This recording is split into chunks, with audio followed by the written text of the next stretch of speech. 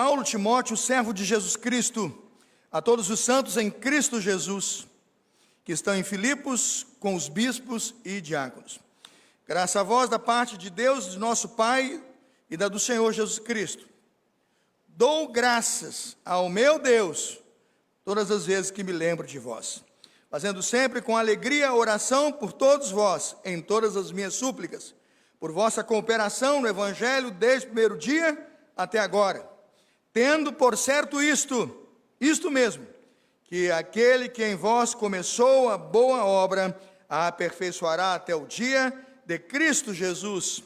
Como tenho por justo sentir isso de vós, porque vos retenho em meu coração, pois todos vós fostes participantes, repita comigo a palavra participantes, participantes da minha graça, tanto nas minhas prisões, como na defesa e confirmação do Evangelho. Participantes, tanto na minha prisão, quanto na minha defesa ao proclamar o Evangelho. Senhor, abençoa-nos com a sua palavra lida nesta manhã, que na relação de culpa e graça, a igreja pregue para libertar da culpa o pecador e se liberte da culpa, ó Deus, de nunca ter aceitado o desafio de levar o amor do Senhor a uma pessoa que dele tanto carece e precisa. Oramos em nome de Jesus. Amém. Podem sentar-se. Os irmãos sabem e já sabem que Paulo escreveu essa carta da prisão. A carta de Paulo aos Filipenses é uma carta da prisão. Os autores falam em pelo menos 4 possibilidades de cativeiro, não é? Há possibilidades, Éfeso, não é? Quando nós estudamos ali alguns comentaristas, eles falam que ele poderia estar encarcerado em alguma prisão que não Roma. Não era necessariamente Roma uma imposição no texto, o texto não deixa isso claro, mas a mais forte evidência do texto é que de fato a prisão aqui já é o cativeiro final em Roma, quando lá está. Não podemos afirmar. Temos 4 boas opções, mas o pastor aqui vai defender a ideia de que esta guarda pretoriana aqui, com certeza é citada no texto, é a guarda de Roma, que está guardando o apóstolo Paulo em cativeiro, e é de lá que essa carta se vai. Esta carta está sendo escrita no momento em que Paulo está diante da sua execução sumária. A pena é pena capital, é pena de morte. Veja comigo, se você não fecha a Bíblia, é um crente raiz, abra Filipenses 1,13 e veja aí. Pois todos aqui, incluindo toda a guarda do palácio, sabem que estou preso por causa de Cristo. Veja que o texto na versão antiga, guarda pretoriana, né? Ele sabe que está preso por causa de Cristo e anuncia isso. Eu estou preso por causa de ter pregado o Evangelho de Cristo. Ele diz assim, 14, Filipenses 1,14. E por causa de minha prisão, a maioria dos irmãos daqui se tornou confiante no Senhor Jesus e anuncia a mensagem de Deus com determinação e sem temor. Em vez de ficar com medo, imagino que é comum, né? Aquele pessoal tomou coragem. Ao invés de achar, se Paulo está preso porque pregou, Deus me livre, vou parar de pregar. Eu tenho filho para criar, eu tenho casa para sustentar, conta para pagar, então eu paro de pregar, a lógica é essa, eu não vou ser preso. Interessante que essa igreja não. O texto diz que por causa da prisão, os irmãos ficaram mais confiantes e começaram a anunciar, verso 14, com mais ousadia, com mais confiança, a mensagem do Senhor. E isso, veja o texto, sem medo, sem temor. Quando ele vai dizer sobre a sua morte, veja, ele vai dizer no capítulo 1, verso 20. Pula para o 20 agora, capítulo 1, 20. Minha grande expectativa e esperança é que eu jamais seja envergonhado, mas que continue a trabalhar corajosamente como sempre fiz, de modo que Cristo seja honrado por meu intermédio, quer eu viva, quer eu quê? Quer eu viva, quer eu morra. Paulo sabe que a morte está a caminho. A morte está tão iminente, tão chegando, que ele vai declarar para a igreja, se ele vier a morrer, qual é a visão que ele tem da morte? Filipenses 1, 21. Vamos ler todo mundo junto? Filipenses 1, 21. Pois para mim, quem em sã consciência de um negócio desse? Só crente. Se não for crente é doido, irmãos. Se não for crente é doido. Mas para o crente, viver é Cristo, morrer é o quê? Morrer é lucro. Porque a presença de Deus, irmãos, é suficiente para nós. Pensando nisso, os filipenses então nos mostram nesta carta que quando recebem a notícia do apóstolo Paulo, irmãos, eles não abandonam o apóstolo Paulo, e Paulo chega a dizer que eles estão com ele desde o primeiro dia até agora. No mês da gratidão, no mês de fevereiro, o mês da gratidão, por que o pastor escolheu no dia da gratidão o tema culpa e graça? O que isso tem a ver com o tempo de agradecer? Capítulo 1, versículo 3. Capítulo 1, versículo 3. Se você tiver na tela, você pode ler comigo. dou graças ao meu Deus todas as vezes que me lembro de vós. Agradeço ao meu Deus. Às vezes a gente tem coisas para agradecer e não consegue agradecer. Tem gente que a gente precisa dizer obrigado e nunca disse. O apóstolo Paulo não foi ingrato. Recebendo apoio da igreja, recebendo cuidado da igreja, carinho da igreja, a igreja enviou Epafrodito, que mandou recursos, a igreja mandou contribuições, mandou ofertas para missões, foi parceiro dele quando esteve doente, e continuou parceiro sem se envergonhar do nome dele, quando esteve na prisão. O que fazer? Ele disse: o mínimo que eu posso fazer é ser grato a Deus pela vida de vocês. Tem gente que recebe Paulinho e Márcia do Espírito Santo, recebe bênçãos, dádivas, tem gente que você hospeda na sua casa, tem gente que passou fome, você mandou cesta básica. O sujeito às vezes esquece de dizer o quê? Obrigado. O tempo de ser grato neste mês nos mostra que o apóstolo Paulo é alguém que percebeu na relação, irmãos, da graça de Deus, e na relação como igreja amorosa, que ele devia e podia agradecer ao Senhor nosso Deus, especialmente comunicar aos irmãos e dizer que a eles também ele era grato, porque eles eram a igreja que eles eram. Mas que igreja eles eram? Primeiro lugar, que é o primeiro ponto, de 2 pontos apenas. Paulo agradece porque a graça de Deus foi manifesta na igreja de Filipos em situações extremamente favoráveis. O primeiro ponto diz que a graça de Deus se manifesta em situações desfavoráveis. Por quê? Veja Filipenses 1:7, e agora entenda por que Paulo agradece a manifestação da graça, quando tinha tudo, irmãos, para aquilo ali terminar em desgraça. Essa é que é a verdade. Olha por que Paulo agradece. Filipenses 1:7, é apropriado que eu me sinta assim a respeito de vocês, ou seja, grato, pois os tenho em meu coração. Vocês têm participado comigo, a palavra participados aqui é a mais importante, têm sido parceiros comigo, têm tido comunhão comigo, essa é a palavra, comigo, da graça, tanto em mim, o quê? Agora veja os aspectos, tanto em minha prisão, quanto o quê? Na confirmação das boas novas. Há 2 aspectos aqui, irmãos. O apóstolo Paulo estava pregando o evangelho, confirmando o evangelho, anunciando a verdade. A igreja estava com ele, sim ou não? O apóstolo Paulo está como o pastor Carlos Elias, com uma calça bege bonita, terno azul, né, lencinho no bolso, todo arrumado. A igreja está com ele. Agora saiu daqui, o pastor falou um negócio aqui, sei lá, quebrou uma lei sobre homossexualidade, chamaram-me de transfóbico, inventaram qualquer negócio sobre mim. Disseram que eu não podia falar do juiz lá do tribunal, eu falei que aquele juiz é um sem vergonha, e é mesmo, aquele juiz que está lá é um sem vergonha. Ore para Deus tirar aquele cara de lá, porque aquilo é imoral, né? Eu não vou dizer o nome dele, porque ele pode me prender, já prendeu aí um preso político, pode prender também. Agora veja, se eu faço isso, digo isso com a autoridade que tem que dizer, porque a Bíblia diz que aquilo está errado, que aquele modelo não representa o valor legal. Eu não estou falando nem do cristianismo, é da lei que ele mesmo escreveu, é da lei que ele mesmo ensina, e tudo aquilo que ele preza defender, e qualquer pessoa que preza isso, tem que cumprir o que diz, assinou, cumpre. Aí o apóstolo Paulo saiu um dia, pregou sobre o evangelho, mexeu com Roma, porque ele disse, Jesus Cristo é rei. Aí o pessoal dizia, não, César é o quê? Senhor. Aí Paulo vai aqui, escreve a carta aos Filipenses e diz que Jesus Cristo é o Senhor, para a glória de Deus Pai. Vai dar ruim ou não vai, irmãos? Vai dar ruim. A saudação do império determina quem é Senhor. Quem é Senhor? Ele disse que toda língua confessa, tem que falar que Jesus Cristo é, vai dar ruim. Patrícia, deu ruim, Patrícia? A guarda pegou, irmãos, e ó, couro comeu. E quando descobriram que bateram tanto que couro comeu, ele falou, sou cidadão romano, cara. Ele é romano. E tem mais, apelou para César. Paulo apelou para César, aí mesmo, botaram no navio, não foi? Vocês conhecem a história. E foi lá se apresentar a sua defesa.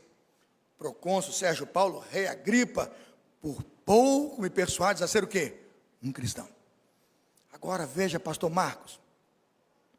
Qual foi a postura da igreja, pastor? Paulo foi preso, irmãos, preso, porque disse Jesus é Senhor. Paulinho do Espírito Santo, só por dizer Jesus é Senhor, preso. A igreja olhou aquela situação toda. Você tem 2 opções, nosso seminarista, 2 opções. Se tranca e diz assim, eu não quero passar por isso. Entendeu, Mariana? Eu não quero passar por isso. Não quero passar por isso. Sair daqui e sabe, o pessoal me dizer que eu comungo a mesma fé desse sujeito aí, e tudo que ele passou, aí o que você faz? Fica quieto. E abandona o obreiro no tempo de provação. Deixa, coitado. Olha, eu acho que ele devia ser mais prudente. Eu acho que o nosso pastor precisa ser mais politicamente correto. Para que falar do juiz? Sabe que o cara está prendendo. Para que vai falar sabe que está dando ruim? Ele devia falar outras coisas, não isso. Como se nós tivéssemos que nos calar da verdade de Deus. E veja bem que Paulo simplesmente anunciava: Jesus Cristo é Senhor. Paulo agradece a Deus a vida da igreja que manifesta, irmãos, que manifesta a graça de Deus em situações adversas. Sabe por quê? Manifestar a graça de Deus em situações fáceis é fácil. Em situações de liberdade é fácil. Qual seria a sua reação se o pastor Carlos Elias estivesse preso?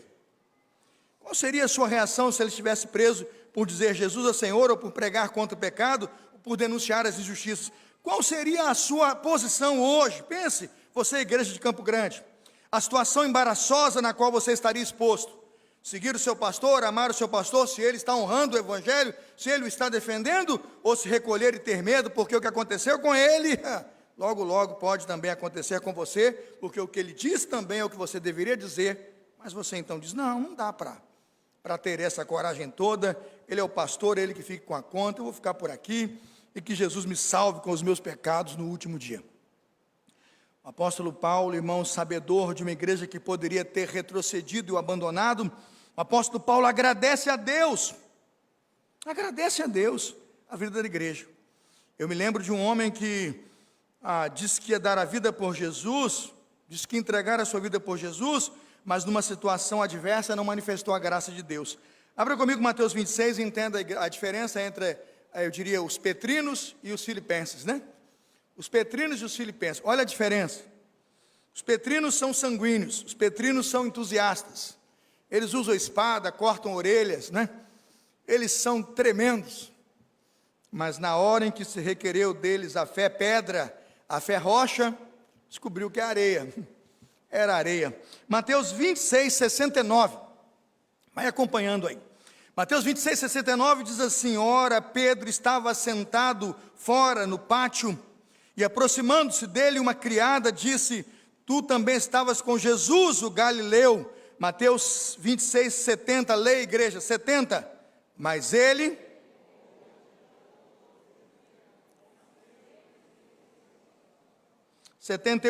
E saindo para o vestíbulo, outra criada o viu, disse aos que ali estavam: ele também estava com Jesus, o Nazareno. 72, leia igreja. E ele...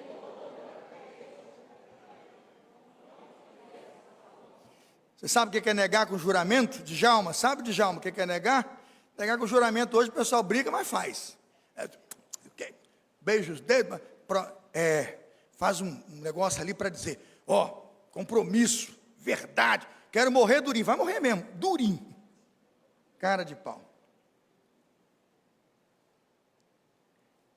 Pedro, se não fosse a graça de Jesus, irmão, o céu nunca seria povoado.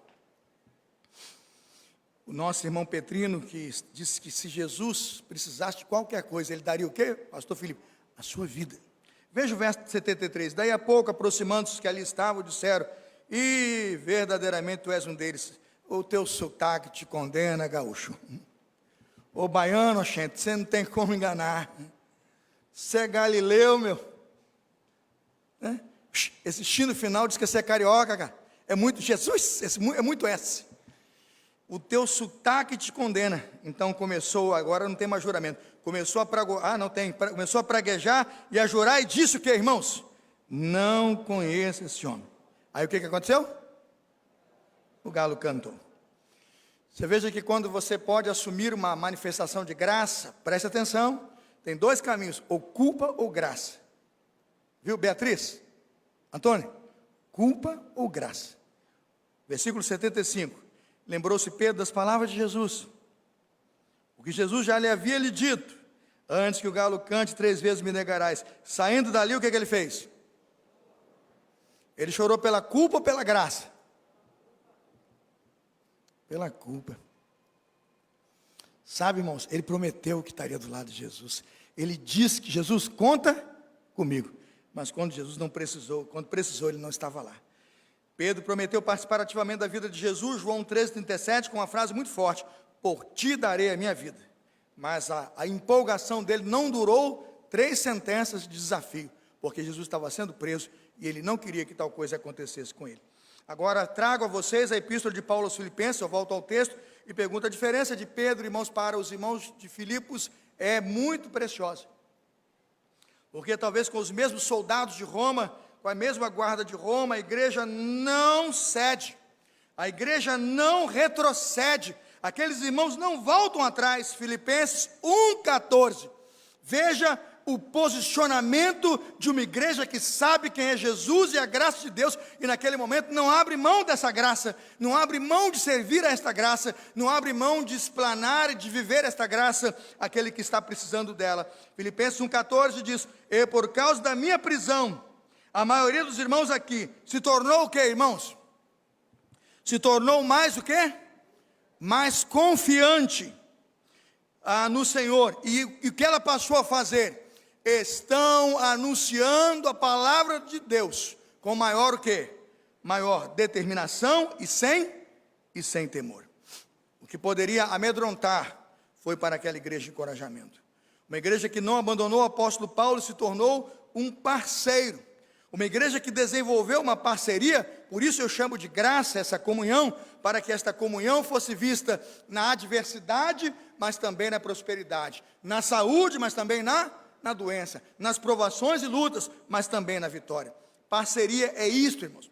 O apóstolo Paulo vai dizer em Filipenses 1,7, agradeço a vocês, Filipenses 1,7, porque participaram. A palavra participar aqui é koinonia, comunhão. Participaram, koinonia, comigo da graça, tanto da minha prisão, quanto ao pregar o evangelho. A aplicação que faço desta manhã, do primeiro ponto é: você pode reagir com culpa, assim como fez Pedro, e chorar amargamente, chorar e todos os dias carregar o peso da culpa, por algo que você deveria ter feito e não fez, por uma comunhão que poderia exercitar e não exercitou, por ter um irmão do seu lado que precisou de você e você não o socorreu, não o ajudou. Mas eu peço a Deus que nos desperte nessa manhã e nos diga: eu quero responder como Filipos, eu quero responder como a igreja aos Filipenses, eu quero manifestar a graça de Deus quando meu Deus precisa de mim. Nós podemos manifestar culpa, sim, mas podemos manifestar a graça. Ao invés do choro amargo do apóstolo Pedro, veja Filipenses 1,4, a alegria de participar da graça é enorme. Sempre oro, peço por todos vocês com alegria. Filipenses 1,4, Paulo chega a dizer a palavra alegria na Nova Tradução 2 vezes. A alegria de participar da graça de Deus com vocês é enorme. A culpa, irmãos, o choro amargo. A graça de Deus, a palavra alegria, ela surge como fonte de inspiração, porque a graça de Deus traz alegria e comunhão entre os santos. Segundo e último ponto desta manhã, porque Paulo deu graças a Deus sobre aquela igreja de Filipos? Somente porque desenvolveu uma parceria que se mostrou sólida, estável e fiel, quando ele, Paulo, estava em adversidade? Não só por isso, irmãos, mas porque Paulo sabe que a comunhão nasce, porque da comunhão nasce a graça de Deus. É na comunhão que se manifesta a graça de Deus. A comunhão, veja, disse Paulo, que nasce da graça de Deus, pode absolutamente ser encontrada na igreja e nos cooperadores aos Filipenses. Filipenses 1,5 diz: pois vocês são, a minha versão da NVT, pois vocês são meus cooperadores, nova versão transformadora. Filipenses 1,5, versão da NVI, dou graças pela maneira com que vocês têm participado. A palavra aqui é koinonia. O grego aqui é epitekoinonia. Estudantes de teologia, atenção. Epitekoinonia, substantivo, dativo, feminino, singular. É engraçado que nós traduzimos do português cooperadores. Vocês têm participado. É uma questão quase que de tradução plural. Mas veja o sentido. Todos vocês participam comigo. A direção é Paulo. Todos vocês têm, não existe comunhões, né? Comunhões, tem comunhão comigo. A palavra koinonia, a melhor tradução dela para o português não é cooperação ou participação. A melhor tradução é, de fato, comunhão. Paulo sabia que aquela igreja tinha comunhão e se tornou com ele, o apóstolo Paulo, um parceiro na graça de Deus. De onde vem essa parceria? Da comunhão que a igreja tem com o apóstolo Paulo, mas da comunhão que a igreja tem com Deus. A comunhão entre Paulo e os cristãos não era fruto, irmãos, de um chá da tarde, de um cafezinho ali ou acolá. A comunhão do apóstolo Paulo com aquela gente era sólida, era uma comunhão pelo sangue, era uma comunhão que seria paga a custo de sangue, e se preciso for, disse Paulo, ele daria a sua vida por aquela comunhão. Quantas vezes pregamos um evangelho que não propõe sofrer? Quantas vezes pregamos e vivemos o evangelho que não pressupõe um custo ou um investimento do cristão? Irmãos, é preciso pagar o preço para ser um cristão. Quantos aqui acreditam que ser cristão é pagar o preço? Levanta a mão. Quantos acreditam? Pode abaixar. Isso já não é pregado mais por aí. Hoje em dia é pregado por aí. Ser cristão é ficar rico. Ser cristão é ser feliz. Ser cristão está na placa da igreja, a famosa igreja. Pare de sofrer. Como se muitas vezes um marido, ou uma mulher, ou um filho, ou um pai, ou um pastor não tivesse que sofrer por causa do evangelho. Quantas vezes um pai tem que sofrer para dizer as verdades que um filho precisa ouvir e discipliná-lo pelas verdades que acredita são a palavra de Deus. Quantas vezes uma mulher tem que chegar ao marido e dizer, o que você está fazendo aí contraria os preceitos do Senhor a quem você diz seguir. Tem que pagar o quê? O preço. Quando lemos a carta do apóstolo Paulo à igreja de Filipos, no capítulo 3, versículo 8, acompanhe, tanto no boletim você tem na capa, quanto no texto, vá ao texto. Filipenses 3,8, o apóstolo Paulo disse como ele considerava e praticava o evangelho. Ele não praticava o evangelho como se o evangelho fosse justiça própria e não sofria como se o seu sofrimento, então, fosse o preço a pagar, no sentido de que isto lhe daria a salvação, isto lhe daria, não, mas veja como ele encara o evangelho. Na verdade, Filipenses 3,8 até o 10, na verdade considero tudo como perda, por causa da sublimidade do conhecimento de Cristo, meu Senhor. Por causa dele perdi todas as coisas e as considero como o que, irmãos?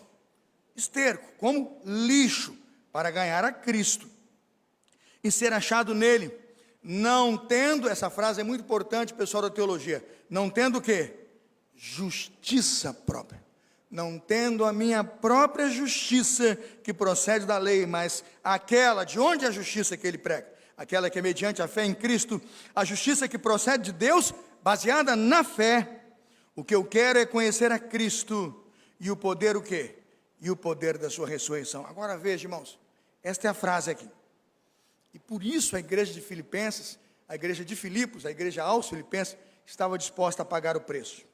Ele disse, versículo 10, o que eu quero é conhecer a Cristo e o poder de sua ressurreição. Agora veja, tomar parte. Está lá na tela? Tomar parte no seu sofrimento.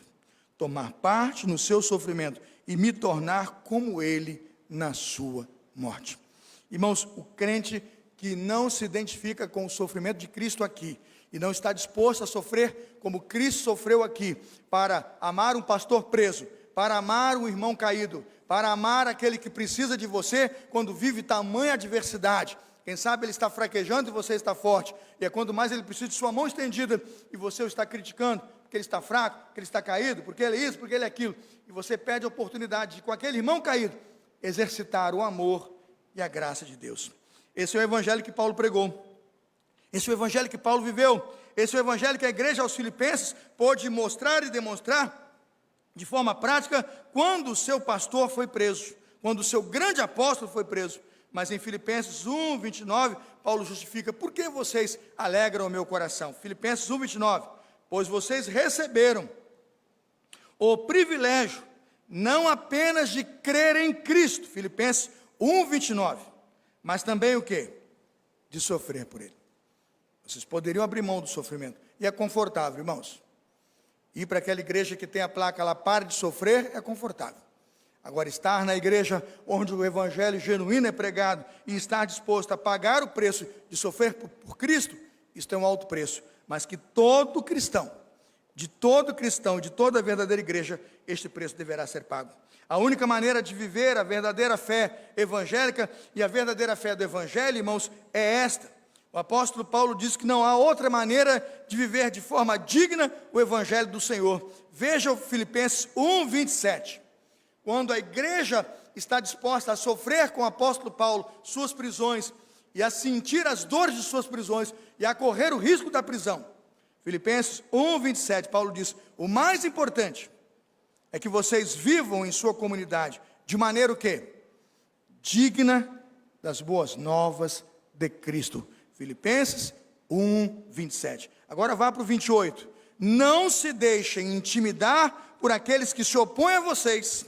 Isto é um sinal de que eles serão destruídos e vocês serão o quê?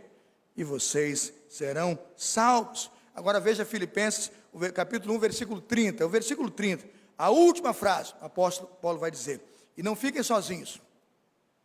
Nós estamos lutando juntos, a mesma luta.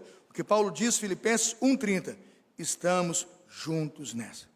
Irmãos, ao terminar a mensagem, a aplicação dela no segundo ponto é: como responder, irmãos, e como manifestar graça em tempos de adversidade. Há duas maneiras. Quando a adversidade surgir sobre a sua vida ou sobre a vida de um irmão, você vai reagir de duas formas: culpa ou graça. Carregar a culpa junto com todos aqueles que decidem por viver sem compartilhar o Evangelho, ou negar o Evangelho, quando mais do Evangelho a sua comunidade precisava. E você vai se sentir culpado por isso. Assim como o apóstolo Pedro chorou amargamente, um dia você vai chorar, porque você sabia o que tinha que fazer e não fez.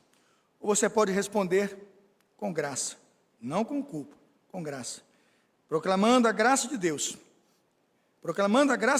que livra da culpa todos aqueles que decidem viver pelo Evangelho. É importante que você reflita a graça, por quê? Porque a graça, irmãos, é a única mensagem de Deus que pode livrar da culpa todo aquele que da graça de Deus carece. Quando a graça de Deus não se manifesta em tempos de adversidade, o que temos é culpa para todo lado. Aqueles que estão sozinhos, mergulhados, às vezes no afastamento, no pecado, cheios de culpa, porque não ouviram o Evangelho da graça. E do outro lado o crente, cheio de culpa, porque nunca levou ao perdido o Evangelho da graça de Deus. A sua pergunta é: pastor, por que então viver esta graça? Pastor, então por que compartilhar esta graça? Por que anunciá-la?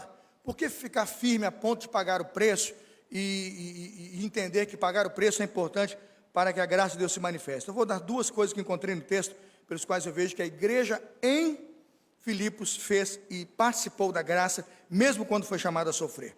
Primeira exposição, Filipenses 1,14, diz assim: e muitos dos irmãos, tomando ânimo com a minha prisão, ousaram falar a palavra de Deus. Irmãos, o que abençoa uma pessoa é a palavra de Deus.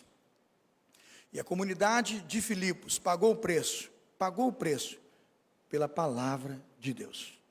Vale a pena sofrer pela palavra, irmãos. Vale a pena viver pela palavra, vale a pena se orientar pela palavra de Deus nós vamos manifestar graça. A palavra de Deus é inspirada, a palavra de Deus é inerrante, a palavra de Deus é infalível, a palavra de Deus é suficiente, a palavra de Deus é imutável, não precisa de revisão ou acréscimo, não precisa ser adaptada ou modificada. A palavra de Deus é a verdade, e a igreja pode padecer pela verdade. Se Pedro sucumbiu ali e negou, ele ainda não tinha naquele momento as dimensões que Jesus daria a sua vida por ele. Mas nós já temos. Pós-morte, ressurreição do nosso Senhor e Salvador Jesus Cristo, nós podemos e devemos pagar o preço, porque a palavra de Deus é a verdade. E quando as questões não forem favoráveis, e quando as situações forem adversas, como era o caso da igreja de Filipos, responda com ousadia pela palavra. Me lembro do pastor Ronaldo Lidório. Ronaldo Lidório conta a história de uma jovem mulher Cocomba, uma daquelas etnias de Gana, África, né? Os missionários devem saber bem. Aquela mulher Cocomba era da igreja de Coni, era uma comunidade que ficava a 3 dias de viagem a pé da sua casa. Ela sai 3 dias, missionária Camila, a pé, para fazer o estudo, e 3 dias a pé volta para chegar em casa. Viajou 3 dias, chegou, estudou. Estava sendo ensinado um versículo da palavra, e ela estudou o versículo, fizeram a exposição da palavra, ela aprendeu, e no domingo ela volta para casa. Ao caminhar o primeiro dia, o segundo dia, ainda estava lá na sua mente o versículo, mas no terceiro dia o versículo sumiu da sua mente. Desapareceu a palavra. Ela lembrava do ensino, da aplicação, mas não da palavra. Já no terceiro dia, já chegando em casa, Filipe, ela volta. Ela volta a pé 3 dias. Já estamos no 6º dia. Chega no missionário e diz: missionário, me repita o versículo do nosso estudo dessa semana, porque eu não posso chegar na minha aldeia sem a palavra. Ele disse: minha filha, você está há 3 dias de viagem, você estava chegando em casa sim, e voltou você está 6 dias viajando? E ele perguntou, por que, minha filha? E ela disse, a palavra de Deus é muito importante, missionário, para se perder pelo caminho. A palavra de Deus é muito importante para ficar esquecida pelo caminho. A palavra de Deus é muito poderosa para que eu chegue na minha aldeia, missionário, sem a palavra de Deus nos meus lábios. Ah, pastor Ronaldo Lidori, que lição. Há crentes que não leem sua Bíblia, não sabem sequer o versículo do Salmo 23. Mas aquela mulher amava a palavra de Deus, a ponto de não vê-la esquecida, quando ia chegar na sua casa e na sua terra, sem poder professá-la àqueles que são seus. Irmãos, paguemos o preço com o sofrimento necessário que a palavra de Deus requer, ao pagarmos a palavra como foi a igreja de Filipos. Amém, irmãos? E ao terminar, o que manteve forte aquela igreja, é que o Evangelho é a revelação da pessoa de Jesus, por isso manifestamos graça. O último aspecto diz, Filipenses 1,18, mas que importa? Filipenses 1,18, o que importa conquanto é que Cristo seja o quê? Anunciado. Sabe, irmãos, em nível de importância, pastor Marcos, o que é que importa? Importa que Cristo seja anunciado. Fiquemos de pé, todos juntos, todos de pé. Importa que Cristo seja anunciado. Repita comigo, importa que Cristo seja anunciado. Se com prisões, se com sofrimentos, se com cárcere, se com humilhações, a Bíblia diz, bem-aventurados sois vós quando vos injuriarem e disserem toda sorte de mal contra vocês, bem-aventurados sois vós, porque é grande o que, irmãos? O vosso galardão nos céus. Há 2 respostas nessa manhã, culpa ou graça. Eu peço a Deus que ao terminar esta mensagem, nunca com culpa, irmãos, livres da culpa, sempre com graça, manifestando na adversidade a graça de Deus, que para tanto o Senhor nos abençoe. Amém?